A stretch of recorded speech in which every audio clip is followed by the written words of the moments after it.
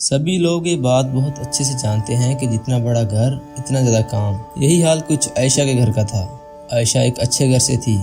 उनके पास अल्लाह का दिया हुआ सब कुछ था, बस घर में ज़रूरत थी तो एक नौकरानी की। बहू, आज दोपहर का खाना तुझसे बन जाएगा या बाहर से कुछ लाकर खिला देगी बुढ़िया को? इसे तो बाहर के खाने की आदत है और मुझे पैसा वेस्ट करने की आदत नहीं है रोज रोज। माँ जी, अगर इतनी भूख लगी है और बाहर का खाना पसंद भी नहीं है, पैसा बर्बाद लगता है आपको, तो घर में एक नौकरानी क्यों नहीं रख लेती? कम से कम मेरी मदद तो हो जाएगी। क्यों? अल्लाह ही बचाए आजकल की बहुओं से। अरे देखो तो कैसे जबान चला रही है। अरे मैं भी कभी बहू थी, पर मजाल है मैंने कभी अपनी सास को इस तरह से जवाब दिया हो। माँ जी, तब में और अब में बहुत फर्क है। आपके दिन जा चुके हैं और भूलिए मत, आपके वक्त में इतना बड़ा घर नहीं था। हाँ हाँ बहू, क्यों नहीं, मेरी सास तो तुम ही थी ना। इतनी नॉलेज। अरे तेरी उम्र में मैं 20-20 लोगों को खाना बना कर देती थी। माना कि मेरा घर छोटा था, पर घर में लोग बहुत, इसलिए ये सब ना मुझे मत बता। और ना ही घर में इतने काम। रहने दीजिए माँ जी, मैं बहुत अच्छे से जानती हूँ आप किस तरह की नौकरानी चाहती हैं, और जिस तरह की नौकरानी आप चाह रही हैं ना, आप पूरी जिंदगी खत्म हो जाएगी पर आपको आपके हिसाब की नौकरानी नहीं मिलेगी। इसके लिए आप खुद को एक नौकरानी पैदा करनी होगी। ऐ अल्लाह, ऐसी बहू किसी को ना मिले। बिना सोचे समझे कुछ भी बोल डालती है। मुझे अब कोई नौकरानी ढूंढनी पड़ेगी, वरना ये मेरा जीना हराम कर देगी। आयशा अपनी सास की हरकतों से इतनी परेशान हो चुकी थी कि वो बिना कुछ सोचे समझे अपनी सास से कुछ भी बोल देती थी। और अपनी बहू के ताने सुनकर आयशा अब पहले से भी ज्यादा शिद्दत के साथ नौकरानी ढूंढ रही थी, और आखिरकार उस घर में कमला नाम की एक नौकरानी आती है। मैम साहिब, मैं कमला। हाँ तो मैं क्या करूँ, तू कमला हो गया शिमला। काम बोल, चाहिए क्या?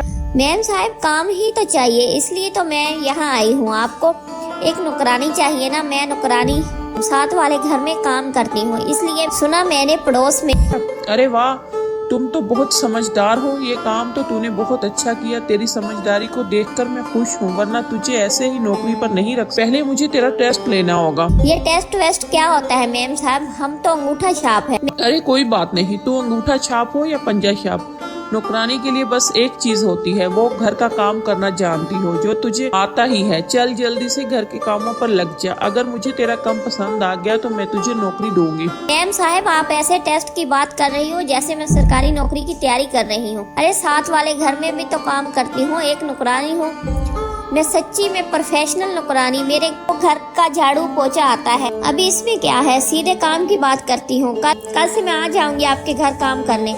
आप बता दो क्या क्या काम करना है। मैम साहब, कमला नाम है मेरा। और अगर मुझे तेरा काम पसंद नहीं आएगा तो बाद में हो जाएगी ना, इसलिए तेरा एक बार टेस्ट ले लेते हैं, फिर बाद में पैसे की बात भी कर लेंगे। कैसी पागल औरत है, पर अपने को क्या है, अपना हाथ तो साफ है। घर के काम तो मैं चुटकी में कर लेती हूँ, और इस मोहल्ले में कोई नौकरानी भी ऐसी नहीं है जो अपन को टक्कर दे सके। कमला को अपने काम पर पूरा भरोसा था। उसे लगता था वो अच्छे से काम करके आयशा को दिखाएगी और आयशा उसे चुटकी में रख लेगी।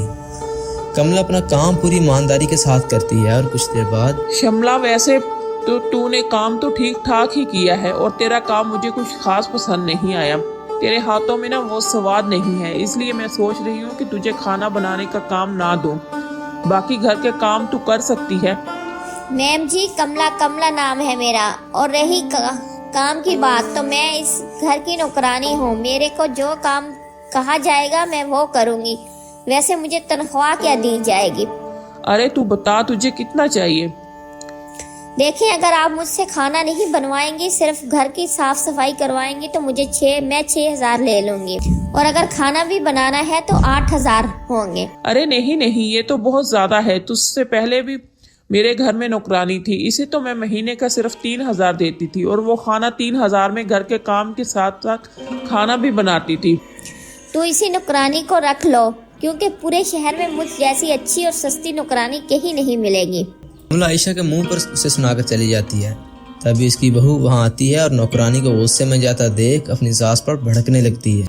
अरे मैं क्यों भगाऊंगी भला, मैं तो नौकरानी को ढूंढ कर ला रही, पर इस नौकरानी के ना देवर बहुत हैं। काम तो ढंग से आता नहीं, और जुबान देखो कैसे मुझे सुना के चली गई। आपकी हरकत ही ऐसी है कि नौकर भी आपको सुना कर जाए। बहू देखोगी, मैं भी जब तू सास बनेगी ना, ऐसा ना पैसे दरख्त पर नहीं होते जो इतना मुंह खोल कर मांगेगी और मैं इसे दे दूंगी। घर की सिर्फ साफ सफाई करने का 8,000 मांग रही थी मुझे। हाँ तो कौन सा बहुत ज्यादा मांग रही थी, घर के काम भी तो बहुत ज्यादा हैं और इतना बड़ा घर है, सफाई करने में बेचारी की हालत तो खराब हो गई। फजूल के पैसे नहीं है नौकरानी को देने के लिए, और वैसे भी इससे पहले जो नौकरानी रखी थी वो इससे ज्यादा अच्छी थी और 5,000 में ही काम कर रही थी। पर आपने तो इस वक्त भी इसे नहीं रखा ना, वो 5,000 में आपको बहुत ज्यादा लग रहे थे। बहू मुझसे सास बनकर सवाल मत किया करो, भूख लग रही है, जा जाकर खाना बना दे फटाफट। आपकी भूख खत्म कब होगी? हर बार की तरह इस बार भी आयशा पैसों की कंजूसी करती है और इस सोच में कि इससे भी कम पैसों में नौकरानी मिल जाएगी, वो खुद घर आई नौकरानी को भगा देती है। अब इसी तरह से कुछ दिन गुजर जाते हैं और आयशा अपने पति से लड़ पड़ती है, जिसके बाद मनीष अपने कुछ दोस्तों से बात करता है और बड़ी मुश्किल से एक नौकरानी ढूंढता है। शांति, ये है मेरा छोटा सा घर, इसकी सफाई सुथराई, खाना बर्तन सब तूने ही करना है और माँ की बातों पर ज्यादा ध्यान नहीं देना। माँ की बातों पर ध्यान नहीं देना? क्या माँ पागल है? और अगर मैं पागल हूँ तो मुझे पागल खाने भेज दे। बात बता, इस नौकरानी को जो तूने रखा था ना, इससे पहले तूने इसकी डिमांड पूछी? ये सारी बातें अकेले में वक्त तो कर सकते थे ना, नौकरों के सामने करने की क्या जरूरत है। बहू भी ऐसी, बेटा भी ऐसा और नौकरानी भी ऐसी नौकरानी के सामने ही जवाब होंगे ना, इससे पूछेगा नहीं कि वो मेरी सैलरी कितनी लेगी। माँ, मेरी एक नौकरानी से बात हो गई है, वो महीने का 8,000 लेगी और सारा काम करेगी, खाना तक बनाएगी और आपके पैर भी दबाएगी कभी कभी। अरे क्या 8,000 नौकरानी को? बेटा इतने पैसों से तो आजकल पढ़े लिखे लोग नौकरी करते हैं। अरे क्या खाक ठीक है, 2,000 में नौकरानी मिलती है जो पूरे घर का काम करती है। अरे मालिक, आपकी माँ तो बहुत कंजूस है और हमें पैसे भी नहीं देना चाहती। 4,000 में कहीं नौकरानी नहीं मिलेगी, लास्ट 6,000 में काम करेगी, इससे कम काम करने वाली नहीं मैं। हाँ ठीक है, महीने का 6,000 ले लेना माँ। अब तो ठीक है, 2,000 कम कर दिए। मेरा बड़ा दिल है इसलिए मैं इसे 4,000 दे रही हूँ। बेटा देखिए मालिक, अगर आपका दिल इतना ही बड़ा है ना तो आप अपने पैसे अपने दिल को ही दीजिए, मुझे नहीं करना यहाँ काम। अरे जो रखने से पहले मेरी क्लास लगा रही है, इसके घर में काम करना मेरे लिए तो बहुत भारी पड़ जाएगा, क्या पता पैसे भी काट ले ये औरत। इस बार भी आयशा घर में नौकरानी नहीं आने देती, क्योंकि आयशा को कम से कम पैसे में नौकरानी रखनी थी पर उसे ऐसी नौकरानी मिलती नहीं। अब इसी तरह से घर में जो भी नौकरानी आती, ईशा से इस तरह से चलता कर देती। सास की इन हरकतों की वजह से बेचारी निशा अब बहुत परेशान हो चुकी थी। वो अपनी सास को सबक सिखाने के लिए घर के सारे काम छोड़कर चली जाती है। दादी, खाना बन गया क्या? मुझे बहुत भूख लगी है और लंच भी पैक कर दो। आपने कल भी लंच नहीं दिया और मेरी चोटी कौन बनाएगा? मम्मी भी तो नहीं है। दादी, कहीं ऐसा ना हो कि मैं आज भी स्कूल के लिए लेट हो जाऊं, जल्दी कीजिए दादी, मेरे स्कूल के लिए लेट हो रहा है। तेरी माँ ना बहुत बुरी है, ये सब कुछ तेरी माँ ने जानबूझकर किया है, जानबूझकर बुढ़िया पर सारे घर की जिम्मेदारी डाल दी। अब मैं खाना बनाऊं, साफ सफाई करूं, तुझे संभालूं या तेरे बाप को संभालूं? इसने बिना आप ही कुछ बोल है, आप अपनी और अपनी बहू की लड़ाई में मुझे मत लाया करें। बेचारी निशा आपकी वजह से मायके गई हैं, आप ही नौकरानी घर में नहीं रखने देती। जब आप घर के काम करोगी ना, तब आपको ये बात समझ में आएगी। हाँ सही कहा, मेरी वजह से तो घर में नौकरानी नहीं आती। इस दोनों मियाँ बीवी ने सोचा कि इस बुढ़िया को ही नौकरानी बना दिया जाए। माफ करना बेटा, मुझसे अब कोई काम नहीं होता। जब तेरी माँ आएगी ना तब तू स्कूल जाना, और अब 10,000 में ही क्यों ना कोई नौकरानी रखनी पड़े, रख लूंगी। अरे पैसे कौन सा मेरी जेब से जाने वाले हैं।